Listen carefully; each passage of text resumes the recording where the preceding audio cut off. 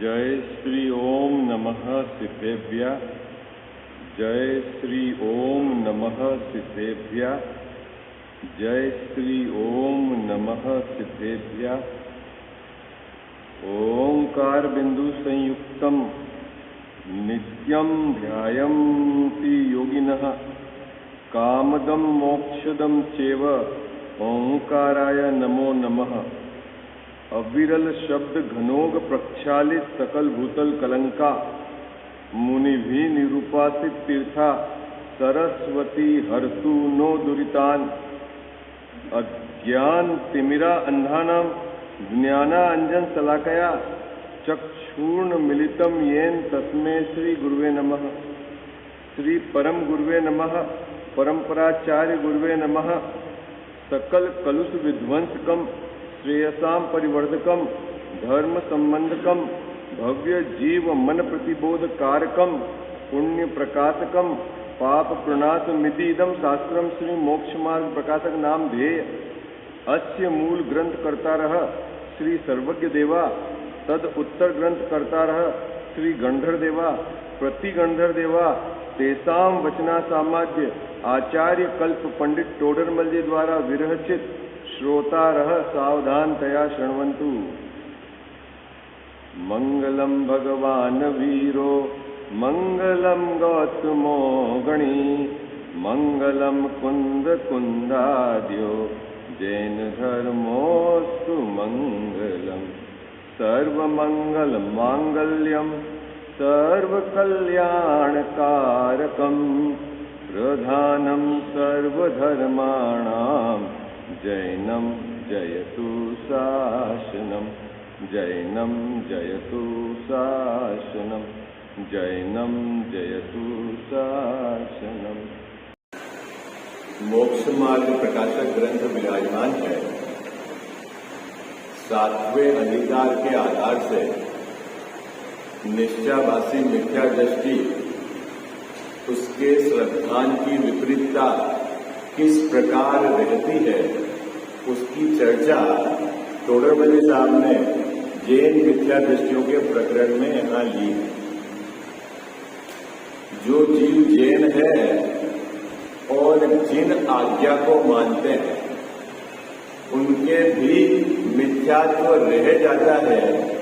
किस प्रकार रह जाता है उसकी चर्चा इस अधिकार के अंतर्गत की है। अभी अपन ने निश्चयाभासी के श्रद्धान में किस प्रकार विपरीतता रहती है आगम के में जहां आचार्य भगवंतों की अपेक्षा को वह यथार्थ नहीं समझता है उसका नाम ही निश्चयाभासी रखा है टोडरमल साहब ने। जो निश्चय को नहीं जानता और निश्चय के आभास का श्रद्धानी हुआ है। क्या कहा बाबू? निश्चयाभासी की बात समझ रही? निश्चयाभासी का नाम क्या रखा है? जो निश्चय को नहीं जानता और निश्चय के आभास का श्रद्धानी हुआ है वो निश्चयाभासी है। ठीक है।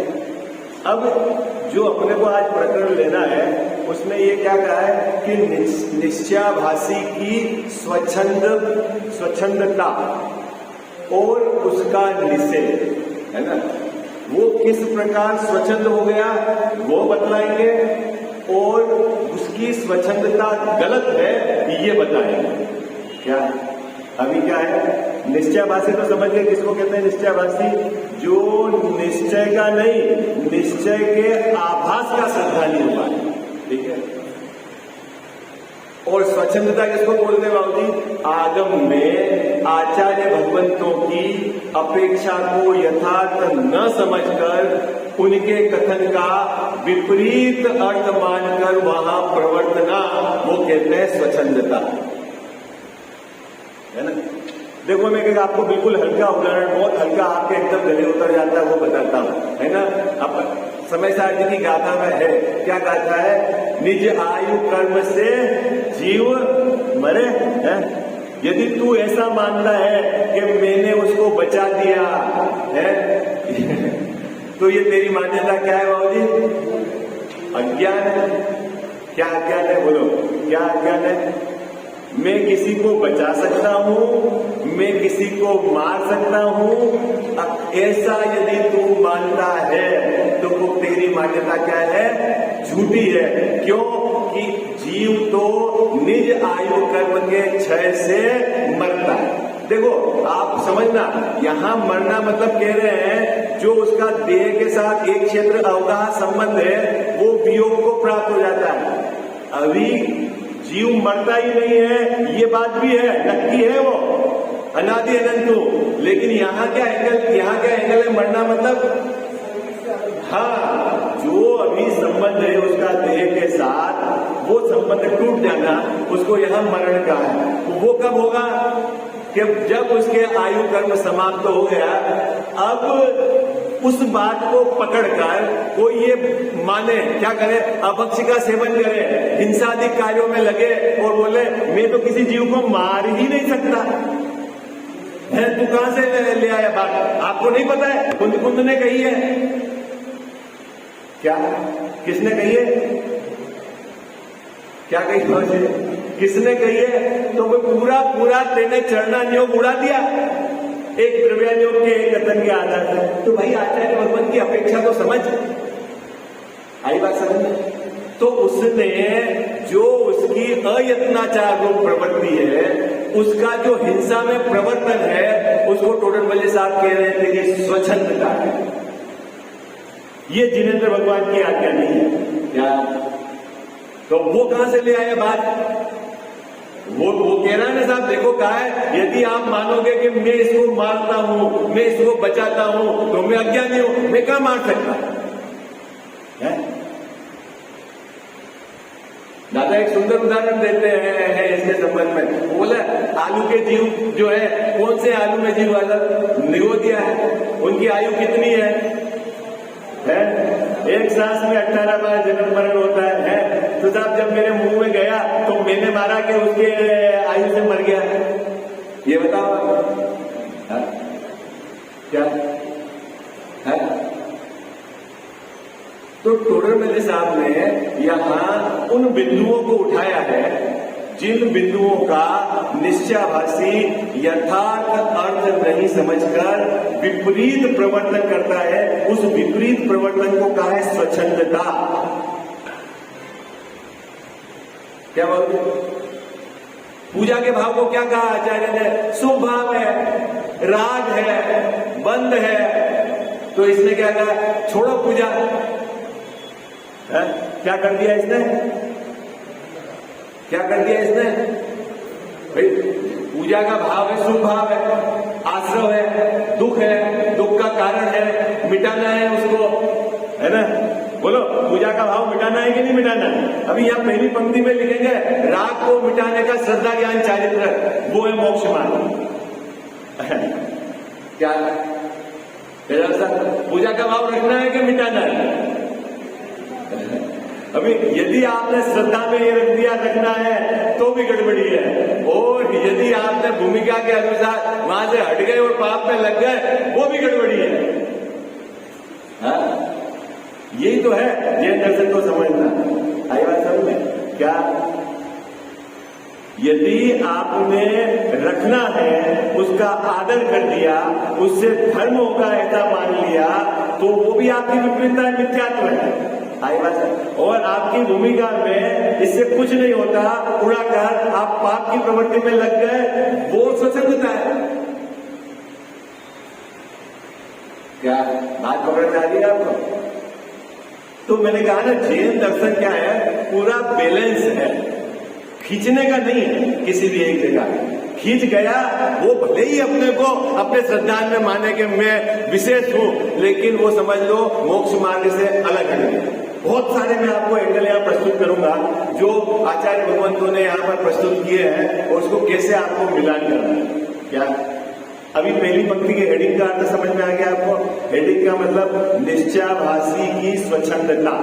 निश्चयाभासी किसको कहते हैं? जिसको निश्चय के आभास का श्रद्धान है वो निश्चयाभासी। निश्चय का श्रद्धान नहीं है, किसका? निश्चय के आभास का श्रद्धान है। स्वच्छंदता क्या है? स्वच्छंदता क्या है? आगम में आचार्य भगवान के कथनों की यथार्थ अपेक्षा न समझकर वह अपनी कल्पना से विपरीत दिशा में प्रवर्तन करना, उस प्रवृत्ति का यहाँ निषेध करेंगे टोडरमल साहब। ये इस पूरे प्रकरण की विषय वस्तु है। ठीक है, चले, मिल गया सबको। ग्रंथ बराबर सब अपने पास रखना। ठीक है, बहुत मतलब इस अपने पास तो उपलब्ध है ग्रंथ पूरे। ग्रंथ लेकर आप बैठने की हमेशा ये प्रैक्टिस करवा। ठीक है, और जहाँ जो प्रकरण चल रहा है बराबर आप उसको, और क्योंकि क्या है कि यहाँ आप पढ़े, अभी मान लो आपको दिल में आपको ऐसा लगा विशेष है, तो आप वापस वहां से उठाकर विचार कर सकते हैं। अब आपको पता ही नहीं चलेगा ग्रंथ में कहाँ किस जगह प्रकरण चल रहा है तो क्या है। देखो, तथा मोक्ष मार्ग में तो रागादिक मिटाने का श्रद्धा ज्ञान आचरण करना है। क्या? मोक्ष मार्ग में रागादिक मिटाने का श्रद्धा ज्ञान आचरण करना है, वह तो विचार ही नहीं है। किसका? किसका? निश्चयवासी का वह तो विचार ही नहीं है। क्या विचार नहीं है? कि मुझे रागादिक मिटाना है। अभी यहां देखना, मोक्ष मार्ग किसको कहा? मोक्ष मार्ग इसका ग्रंथ का नाम क्या है? मोक्ष मार्ग प्रकाशक। मोक्ष मार्ग किसको कहना? बोलो भाई, सीधी बात है ना। मोक्ष मार्ग किसको कहना? मार्ग का समझ, बॉम्बे का रास्ता कौन सा है बाबूजी? हाँ, देख, मोक्ष जाना वो तो मोक्ष एक दशा है ना। बाहर में क्षेत्र की अपेक्षा कर दो तो वो सिद्धशिला, और वास्तव में वो कोई वहां क्षेत्र से तो सुख आता नहीं है ना। सुख कहां से आता है? अपनी पर्याय में क्या है? कैसा? शुद्ध रूप परिणमन। ठीक है, वो जो आपकी दशा है वो है मोक्ष दशा। वो क्या? बाहर का भी अंदर का भी। ठीक है, अभी समझना, उस दशा को प्राप्त करने का जो मार्ग है उसको कहते हैं मोक्ष मार्ग। और सरल करूं, अपनी परिणति में सम्यक दर्शन ज्ञान चारित्र का प्रकट होना वो मोक्ष मार्ग है, और उसकी पूर्णता मोक्ष है। इतना ये सरल समझ में आ गया आपको। अभी मोक्ष मार्ग में क्या श्रद्धा होती है? जो जीव इस मार्ग में उपस्थित है उसकी श्रद्धा, उसका ज्ञान, उसका चारित्र किस प्रकार का होता है, तो टोडरमल साहब ने यहाँ एक शब्द में समझाया है कि उसकी श्रद्धा राग को मिटाने की होती है, उसका ज्ञान राग को मिटाने का होता है, और उसका जो भी पुरुषार्थ है, स्थिरता, वो क्या होती है? राग को मिटाने की। क्या कहा सर? क्या कहा इस पंक्ति का? क्या? रागादिक मिटाने का श्रद्धा, रागादिक मिटाने का ज्ञान, रागादिक मिटाने का आचरण करना है। मोक्ष मार्ग में क्या क्या एक्टिविटी होती है? मोक्ष मार्ग में क्या एक्टिविटी होती है बाबूजी? क्या एक्टिविटी होती है? क्या कहा जाता है? क्या एक्टिविटी होती है? राग को मिटाना, उसकी श्रद्धा करना। तो श्रद्धा में क्या होगा? राग आदरणीय नहीं है, ये राग को मिटाने की श्रद्धा है। क्या? फिर से राग को मिटाने की श्रद्धा क्या है? क्या है? राग आदरणीय नहीं है, ऐसी मान्यता वो राग को मिटाने की श्रद्धा है। राग आश्रय करने योग्य नहीं है, ऐसी मान्यता राग को मिटाने की श्रद्धा है। चाहे वह राग शुभ है, चाहे वह अशुभ है, राग आदरणीय नहीं है। अगर जिसने राग को आदर दे दिया वो तो मोक्ष मार्ग से बाहर हो गया। आई बात क्या समझ में आ गया आपको? बाबूजी, ज्ञानी धर्मात्मा के, सम्यक दृष्टि जीव के शुभ राग आता है, देव शास्त्र गुरु के भक्ति का भाव आता है। ठीक है, और मुनि भगवंतों के 28 मूल गुण के पालन का भाव आता है, बिल्कुल आता है। लेकिन यदि उनकी श्रद्धा में जाकर देखें तो जो देव शास्त्र गुरु के प्रति भक्ति के भाव का आदर नहीं है। ये क्या बात है? क्या कहा जाता है? है? तो आप बोले आदर नहीं है तो होता क्यों है, वो अपन समझेंगे अभी, है? क्या आदर नहीं है मतलब वो आश्रय करने योग्य नहीं है, वो रखने योग्य नहीं है, उससे मेरा भला होगा ऐसा मानते नहीं। आदर का मतलब समझ गया? आदर किसको कहना? क्या फिर से कठिन तो नहीं हो गया आपको? कठिन तो नहीं हो गया? सहज भैया क्या कितनी सुंदर पंक्ति लिखी है यहाँ पर टोटल साहब ने। मोक्ष मार्ग में राग को मिटाने की श्रद्धा, राग को मिटाने का ज्ञान और राग को मिटाने का आचरण करना है। क्या? तो राग को मिटाने की श्रद्धा में क्या करना है कि ये राग है वो आदरणीय नहीं है, आश्रय करने योग्य नहीं है, इससे मेरा भला होगा ऐसा मानते नहीं है। आई बात समझ? फिर से गले नहीं उतरी। अभी तो राग में तो आपको अच्छा लग रहा है, अब में इस राग में शुभ भी है और अशुभ भी है। आई बात समझ? क्या कह जाता है? अभी बहुत ही समझ लेना, जो जीव राग को रखने योग्य मानता है, राग को करने योग्य मानता है, राग का आदर करता है, वो समझ लेना कि मोक्ष मार्ग में है ही नहीं। क्या बात, कितनी गजब की बात है? कोई बात पकड़ में आ गई आपको?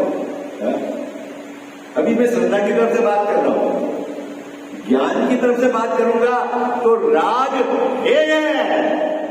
क्या कहेंगे ज्ञान की तरफ से? राग उपादेय नहीं है, हे मतलब राग रखने योग्य नहीं है। क्या?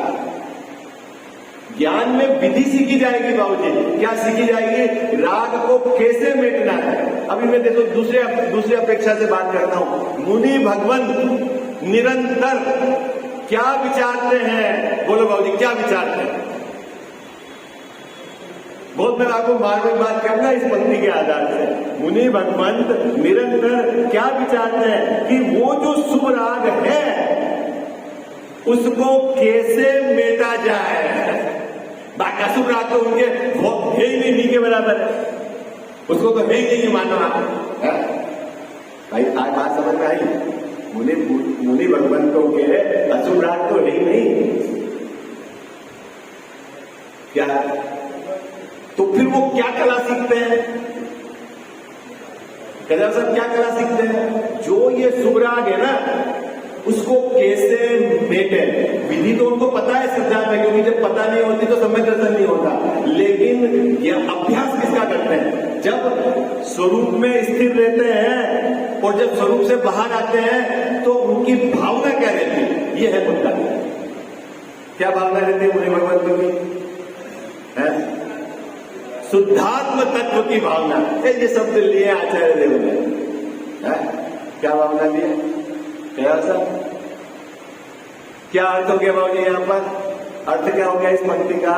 मोक्ष मार्ग में रागादिक मिटाने का श्रद्धान, रागादिक मिटाने का ज्ञान और रागादिक मिटाने का आचरण करना है।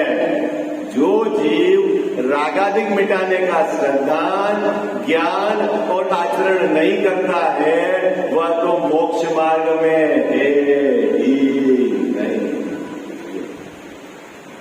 बात पकड़ में आ गया? तो सब रागादिक मिटाने का श्रद्धा क्या करे? राग आदरणीय नहीं है, राग आश्रय करने योग्य नहीं है। राग किसी भी जाति का हो वह अशुचि है, अपवित्र है, दुख है, दुख का कारण है। ये श्रद्धा की तरफ से उगार है। होता है कि नहीं जाने दो, उसकी बात अपन बाद में करेंगे। पहले श्रद्धा की तरफ से बात है। श्रद्धा क्या मानती है? तेरी प्रतीति कैसी है? तेरे अभिप्राय में क्या पड़ा हुआ है? क्या बात पकड़ में आई? जिसके अभिप्राय में ये पड़ा हुआ है कि राग को भी करेंगे तो धीरे धीरे वीतराग दशा हो जाएगी, उसकी मान्यता ही झूठी है। किसी के अभिप्राय में ये पड़ा हुआ है कि राग करते करते करते मैं सुखी हो जाऊंगा, धर्म प्रकट हो जाएगा, उसकी मान्यता ही झूठी है। क्या कोई ये माने शुभ राग करते करते करते करते संसार से पार हो जाऊंगा, उसकी मान्यता ही झूठी है?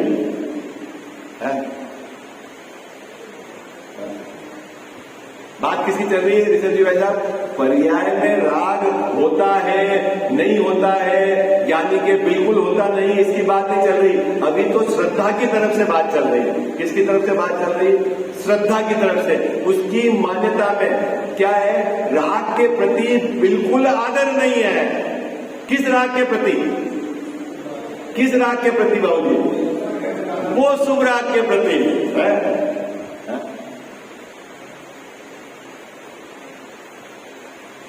मुनिराज को किस बात का दुख है बताओ? दुख है कि नहीं, पहले ये बताओ। है? बहुत शांति से विचार करना। मुनिराज को दुख है कि नहीं है? पूर्ण सुखी हो गए क्या? नहीं हो गए तो संजलन के कसाय का दुख है ना? अरे हाँ जी, हाँ ना जी भाई, 3 कसाय का तो अभाव हो गया, उतनी तो उनके शांति की धारा, ठीक है, और 1 चोकरी कसाय उनका सद्भाव है, उतना उतना दुख। ये बात समझ में आ गई कि नहीं आपको? क्या सच भैया? मुनिराज के 3 चोकड़ी कसाय, अनंतानुबंधी, अप्रत्याख्यानावरण, प्रत्याख्यानावरण, उनका अभाव। पर्याय में वो कसाय है ही नहीं, तो इन 3 कसाय के अभाव के रूप में शांति वर्तती है, आनंद वर्तता है, प्रचुर स्वसंवेदन है ना? और एक जो संजलन की कसाय है, उतना उनको दुख है। अब उनका पुरुषार्थ क्या है कि वो जो संजलन की कसाय का दुख है उसको मेटना है। क्या पुरुषार्थ चल रहा है उनकी भूमिका में? 3 तो है ही नहीं, 1 है, उसको मिटना है, उस राग को मिटाना है। अब मेरा प्रश्न है कि उस राग में क्या प्रवृत्ति उनकी पाई जाती है, तो बताओ। वो राग क्या नाच नचा रहा है, ये तो बताओ।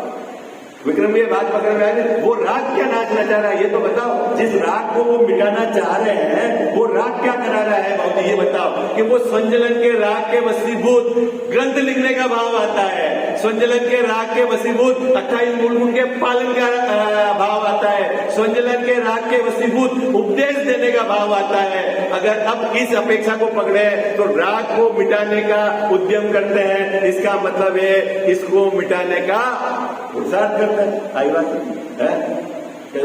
अब अपने गले नहीं उतर रही है बात। पंक्ति है या आपके सामने है, भाव देखो आप। मैं इसलिए कह रहा हूं कि सभी एंगल से विचार करना है। भाई उनका पुरुषार्थ क्या चल रहा है, ये तो बताओ। उस भूमिका में दुख नहीं हो तो बाबूजी पूर्ण सुखी हो गई, वो तो है नहीं। दुख है तो आप बताओ क्या दुख है अभी उनकी भूमिका में, और जो दुख है वो मिटाना है। तो ये कम से कम आप इतना मैथमेटिकली सिंपल एनालिसिस तो करो आप। क्या बात पकड़ में आई? थोड़ा ऐसा है ना, आप मेरी जो शैली है ना वो थोड़ी क्या है कि मैं साइंस का स्टूडेंट हूं, मैथमेटिक्स का, तो मैं लॉजिकली आपको लेकिन आप बहुत बारीकी से विचार करना है। क्या बहुत बारीकी से विचार करना। अपने को क्या है, शुभ राग की महिमा बहुत है ना, उसका आदर बहुत है, ठीक है। यहां आचार्य देव कह रहे हैं कि मोक्ष मार्ग में जो जीव उपस्थित रहते हैं वो राग को मिटाने की श्रद्धा ज्ञान आचरण करते हैं। उनकी एक ही ड्यूटी है, एक ही काम है। क्या काम है? सम्यक दृष्टि जीव 4वें गुणस्थान वाला हो, 5वें गुणस्थान वाला वृद्धि हो, 6ठे 7वें गुणस्थान वाले मुनिराज हो। उनका काम क्या है ये बताओ है? क्या काम है उनका बाबूजी? है कि राग को मिटाना है ना। दूसरी अपेक्षा से कहेंगे ज्ञान और ध्यान, है ना, वो एंगल अलग है। अभी तो यहाँ टोडरमल साहब ने तो मुख्य बात कह दी है। चले आगे, पंक्ति का अर्थ समझ में आ गया आपको? कितने भाई को समझ में आ गया? देखो मैं पढ़ता हूं। तथा मोक्ष मार्ग में तो रागादिक मिटाने का श्रद्धा ज्ञान आचरण करना है। ठीक है, श्रद्धा क्या? राग का आदर नहीं, ज्ञान राग है और आचरण है ज्ञान। ये कला जानते हैं क्या? अपने को राग से भिन्न पढ़कर अपना जो ज्ञान स्वभाव है उसमें स्थिर होकर राग मिटाया जाता है, उसका निरंतर वो अभ्यास करते हैं। क्या करते हैं? राग को मिटाने की कला क्या है? साहब, राग को मिटाने की कला क्या है? राग के प्रति द्वेष करना वो राग को मिटाने की कला है? नहीं भाई नहीं, अपना जो वीतराग स्वभाव है राग से भिन्न पढ़कर अपने को क्या? अपने वीतराग स्वभाव में एकाग्र होना है। जो बहुत सुंदर शब्द लिखे आचार्य देव ने, जो ये जीव वीतराग घन होता जाता है त्यों रागाधिक से छूटता जाता है। क्या शब्द है, जबरदस्त है। टीका पढ़ी ना आपने? एक आप बोलते हो जो प्रभुवर जल पान किया त्यों तृष्णा की। जैसे जैसे मैंने विषयों को भोगा वैसे वैसे मेरे को क्या दुख बढ़ा। और यहाँ आचार्य देव क्या कहते हैं? जो ये विज्ञान घन होता जाता है, विज्ञान घन मतलब ज्ञान में घन होता जाता है, ज्ञान में एकाग्र होता जाता है, त्यों रागादिक से छूटता जाता है। तब राग से छूटने की कला क्या है?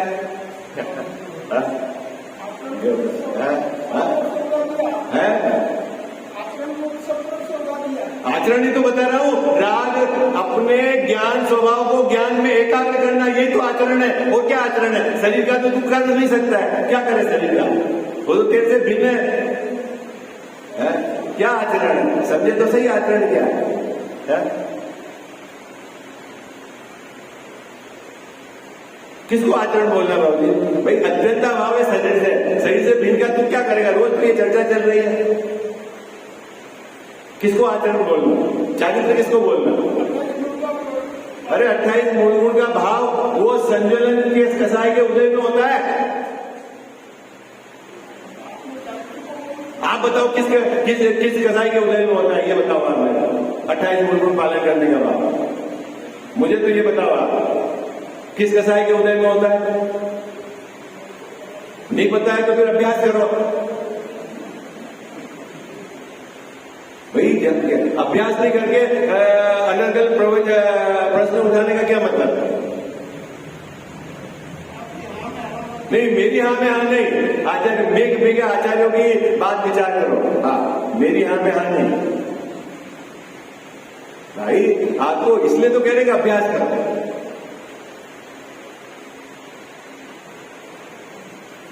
जब तक अभ्यास नहीं करोगे आपको अपेक्षा समझ में नहीं आएगी। अपेक्षा समझ में नहीं आएगी तो गलत पकड़ के बैठोगे, और फिर गलत पकड़ के बैठोगे तो वो गलत है, ये गलत है, मैं सही है। यही तो निश्चयवासी अपने शुद्ध मैं शुद्ध हूं ऐसा चिंतन करता है और अपने को सम्यक दृष्टि मानता है।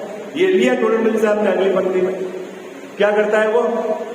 अपने को शुद्ध रूप चिंतन करता है। शुद्धता किस अपेक्षा से है पता नहीं, ठीक है। अपनी कल्पना में मैं शुद्ध हूं ऐसा चिंतन करके, जो विकल्प में उसने खड़ा करा के मैं शुद्ध हूं ऐसा ही विचार करके मैं सम्यक दृष्टि, और बाकी सब जो है उसने बाहर उड़ा दिया। क्या उड़ा दिया? देखो पढ़ते हैं अपन, क्या उड़ा दिया उसने? देखो क्या, वह तो विचार नहीं है। अपने शुद्ध अनुभवन में ही अपने को सम्यक दृष्टि मानकर अन्य सर्व साधनों का क्या कर दिया बाबूजी? सर्व साधनों का क्या कर दिया? निषेध करता। क्या? मैं तो सम्यक दृष्टि हूं, क्यों? मैं तो अपने आत्मा का शुद्ध अनुभव करता हूं। आत्मा किस प्रकार से शुद्ध है वो नहीं पता, चर्चा नहीं उसकी बात नहीं। मैं तो शुद्ध हूं, अपनी कल्पना में शुद्ध मानता है और बोलता है कि मैं सम्यक दृष्टि हूं। तो फिर साहब शास्त्राभ्यास, बोले शास्त्राभ्यास क्या करना है? शास्त्र में ज्ञान नहीं और शास्त्र से ज्ञान नहीं। कितनी सुंदर बात सीख ली उसने, है? ज्ञेयों में ज्ञान नहीं, ज्ञेयों से ज्ञान नहीं है। क्या बात है? बोलो, शास्त्र में ज्ञान है, ये तो जड़ है। शास्त्र कुछ जाने नहीं। कहां से लाया ये बात? कहां से लाया गजाव साहब ये बात? कहां से लाया बाबूजी? हाँ, शास्त्र कुछ नहीं जानता है क्योंकि ये तो खुदगल है, और शास्त्र से ज्ञान नहीं होता है क्योंकि वो निमित्त है। निमित्त तो और करता है, तो फिर क्या करना है? शास्त्र के स्वाध्याय बंद कर दो, खत्म। कहां से लाए बात? अरे तेरे को पता नहीं, आचार्यों ने कहा हम तो अनुभव वाले हैं, ये इसमें ये विकल्प है, ये चर्चा करना ये तो सब बेकार है, ये तो सब, हम तो अनुभव वाले हैं। क्या अनुभव है? कि मैं अपनी कल्पना में अपने को सिद्ध मानता हूं, बाकी तो सब विकल्प है। क्या कौन उड़ाता है ऐसी बात? कौन उड़ाता है ऐसा? निश्चयाभासी। हाँ, वो टोरेपल्ली साहब ने वो कैसे उड़ाता है वो इस पैराग्राफ में लिया है, और उसने जो जो बातें उड़ाई है वो किस प्रकार गलत है उसका एक एक बात का आगे उन्होंने निराकरण किया है। आई बात समझ में? देखो मैं पढ़ता हूं, एक बार पूरा पैराग्राफ पढ़ लेता हूं, फिर अपन उसके एक एक बिंदु पर विचार करें। शास्त्राभ्यास करना निरर्थक बताता है। क्या बताता है ऋषभ जी भाई साहब? शास्त्र से पढ़ने से क्या है कि भाई शास्त्र में ज्ञान नहीं है, ठीक है, और शास्त्र से ज्ञान होता नहीं है। बोलो ये बात सही है कि गलत है? अरे बोलो। गेयों से ज्ञान नहीं है, गेयों में ज्ञान नहीं है। ये भजन चलता है ना। तो शास्त्र में कहाँ ज्ञान है? तो जड़ है, और शास्त्र से ज्ञान नहीं होता। ज्ञान तो ज्ञान से होता है? गुरु से ज्ञान नहीं होता है। हटाओ गुरु को भी, होता है कि नहीं? बोलो गुरु से ज्ञान।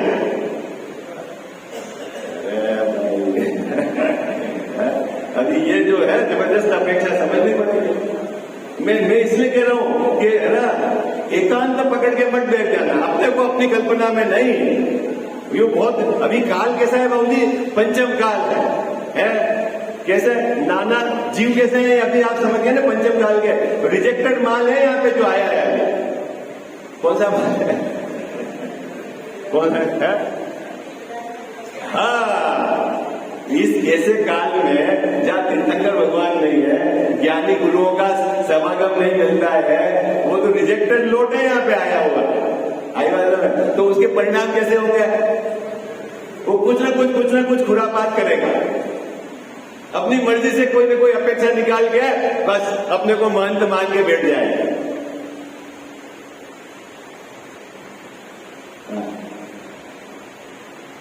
अपनी ब्रांड चलाएगा, ब्रांड अपना फुलवा बढ़ाएगा, उसको कहाँ आत्मा की बात।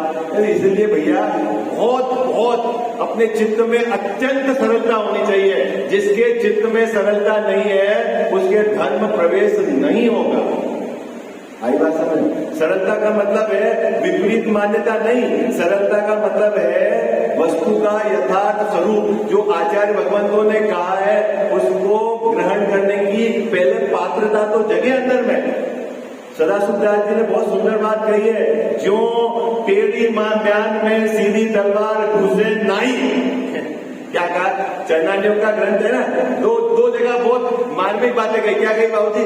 जिस प्रकार टेढ़ी म्यान में सीधी तलवार घुसे नहीं। अब जिसके चित्त में सरलता नहीं है उसके धर्म प्रकट होगा ही नहीं है? सरलता मतलब दूसरी बात कही उन्होंने, बहुत सुंदर कही। क्या कही? 10 लक्षण की विवेक 50 बरस हो गए जीव को क्या करते हुए? स्वाध्याय करते हुए, तो भी उनकी परिणति में धर्म प्रकट नहीं हुआ है। उन्होंने वहां कारण, जो भी चरणान्यों का ग्रंथ है ना, अन्याय अनिति अपक्ष का कारण जानो। अभी मैं वो एंगल बताऊंगा आपको, क्या एंगल है। हाँ, बहुत जबरदस्त एंगल है। हाँ? क्या बाबूजी? क्या भूमिका में किस प्रकार का उसका भाव चलता है, क्या एक्टिविटी है, आप समझो। देखो मैं आपको बताता हूं, एक बार कभी भी चर्चा हुई है। देखो द्रव्यलिंग पहले होता है कि भावलिंग पहले होता है? कभी मैंने चर्चा करी? नहीं करी। क्या विक्रम भैया, द्रव्यलिंग पहले होता है कि भावलिंग पहले होता है? हाँ? हाँ? अगर द्रव्यलिंग पहले नहीं मानोगे तो आपको वस्त्र सहित 3 चोकड़ी कसाय का अभाव मानना पड़ेगा, जो गलत है। आई बात समझ में? क्या करें आप साहब? वस्त्र के साथ कोई जीव कितना भी पुरुषार्थ कर ले, क्या 3 चोकड़ी कसाय का अभाव ऐसी दशा नहीं बनती। तो वस्त्र के कारण झुका हुआ था, तो फिर तो वो हो गया बाहर का निमित्त। अरे बाबूजी मेरी बात सुनो, मैं आपसे क्या प्रश्न खड़ा कर रहा हूं? यदि भावलिंग पहले होए, 3 चोकड़ी कसाय का अभाव पहले होए, तो कपड़े के साथ भावलिंग हो जाना चाहिए। मैं आप छोड़ो, आपने क्या पढ़ा, मैं क्या पूछ रहा हूं आपसे? अरे वो ऑटोमेटिक नहीं छूटते हैं, वो मैं अभी समझाऊंगा आपको। ऑटोमेटिक क्या अपने आप बटन खुलेगा क्या? अरे बाबूजी मैं क्या पूछ रहा हूं आपको, मेरी बात आप पकड़ो। क्या कह रहा हूं मैं? पहले द्रव्यलिंग होगा कि पहले भावलिंग होगा? अरे आप अपनी बात करो, आपने क्या निर्णय लिया? मैं अष्टबाहु का एंगल भी आपको बताऊंगा। आप भाई वस्त्र के साथ 3 चोकड़ी कसाय का अभाव हो सकता है क्या? है तो फिर